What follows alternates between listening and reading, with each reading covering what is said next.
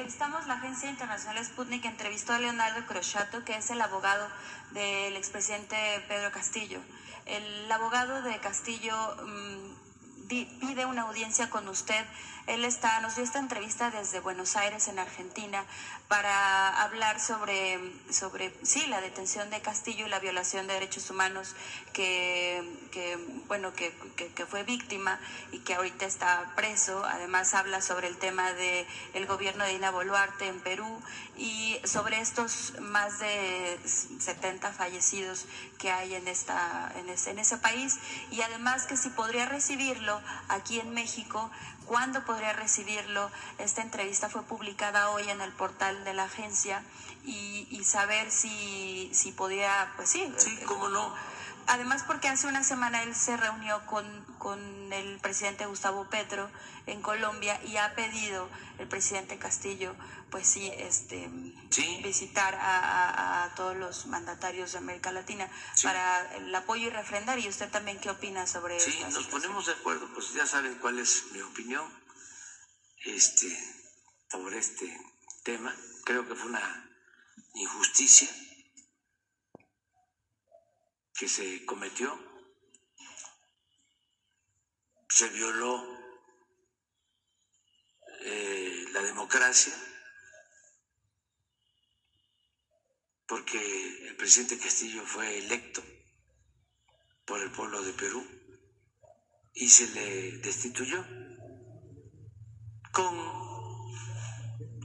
argucias o maniobras legaloides. Se le destituyó por consigna de los potentados del Perú y del extranjero.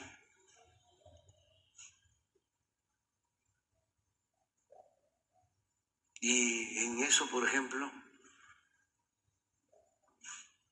no se dice nada. Comenta el abogado que en otros no se habla sobre esta violación de derechos humanos. Ni el New York Times, ni el Washington Post, ni el Wall Street Journal, ni el Reforma, que ya ven ustedes lo plural que es, lo profesional. Además dijo que la próxima semana visitará el Vaticano para entregarle posiblemente al Papa Francisco. Qué bueno. Algunas cartas de las víctimas, de las personas que han muerto en estos enfrentamientos. Bueno. Nosotros vamos a recibirlo. Nada más nos ponemos de acuerdo. Sí, él ha pedido por medio de la agencia en esta entrevista exclusiva que quiere reunirse con usted para platicar sobre una posible estrategia. Nosotros sabemos que es una injusticia, que es una flagrante violación a la democracia, a los derechos humanos, que es muy lamentable lo que sucedió con él y luego con su familia, además. La represión a la gente. También él habla sobre esta represión a su familia, que fueron perseguidos políticamente. Sí. Y también saber si la esposa y sus hijos, que están aquí en México, ¿cómo están? Están bien, están bien. Como otras personas que están recibiendo asilo en nuestro país de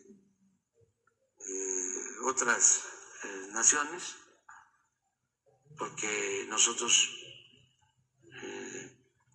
tenemos la tradición del asilo, de la protección a quienes son perseguidos en sus países.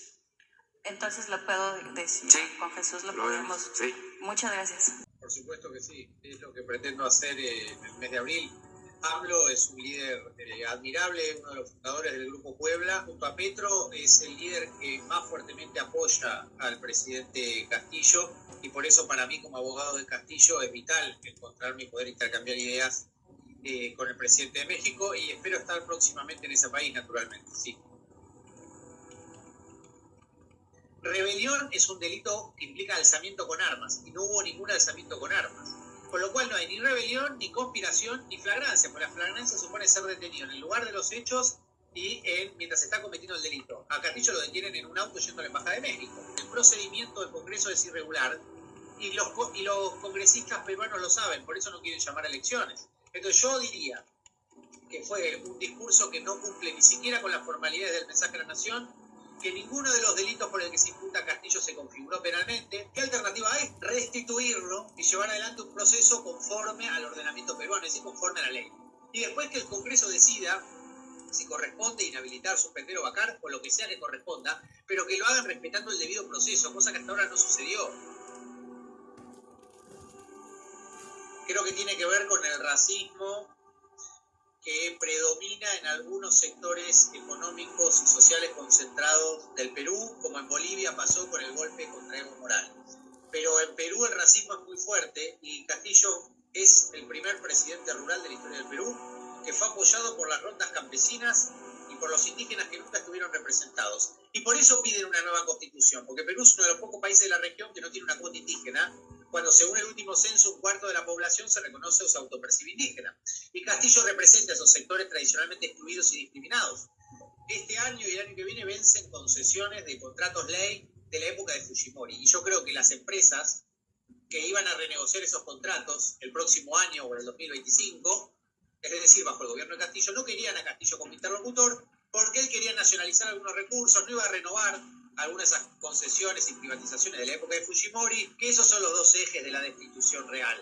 Es decir, el racismo y la renovación de los contratos ley de la época de Fujimori, que evidentemente quieren un presidente que sea más favorable al sector empresario nacional e internacional que un maestro rural que quiere favorecer los intereses locales y regionales por sobre los transnacionales.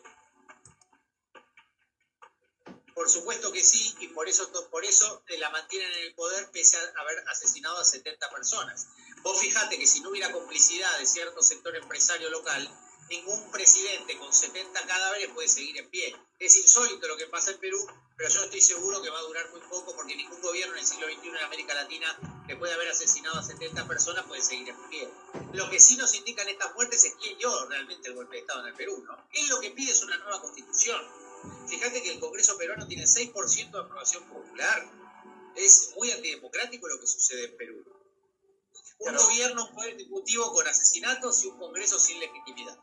Naturalmente nosotros no le tenemos miedo a un gobierno que ya tiene 70 cadáveres y en algún momento van a tener que responder penalmente por estos delitos, ¿no? A Castillo se le han vulnerado los derechos mientras era presidente. Entonces yo me imagino que en la lectura de él estaba tan perseguido, tan hostigado por los medios desde el primer día, pero también por cierto poder judicial que fue, como en todo el resto de América Latina, el brazo de ciertos sectores que no ganan nunca democráticamente. Viste, cuando uno está tan desgastado por la injusticia, quiere dar un golpe de timón brusco. Y yo me imagino que Castillo estaba asqueado, cansado de toda la burocracia inconstitucional, formal, racista del Perú, de las pequeñas ilegitimidades e inconstitucionalidades que le tocaba vivir a diario a él y a su familia. Ahora sí, yo creo que Castillo era plenamente consciente de lo que hacía y que era valiosa la discusión que abrió, porque es la misma discusión que abrió Evo Morales en Bolivia, y decidió leer el discurso más allá de las consecuencias. Y eso a mí me gusta, porque nosotros en derecho sabemos que es mejor manejarse por principios que especular con los resultados. Yo creo que actuó de una manera principista. Él leyó ese discurso, estaba de acuerdo con esas ideas y se decidió asumir el costo. No murió nadie producto del discurso de Castillo, pero murió mucha gente producto del gobierno de Boluarte.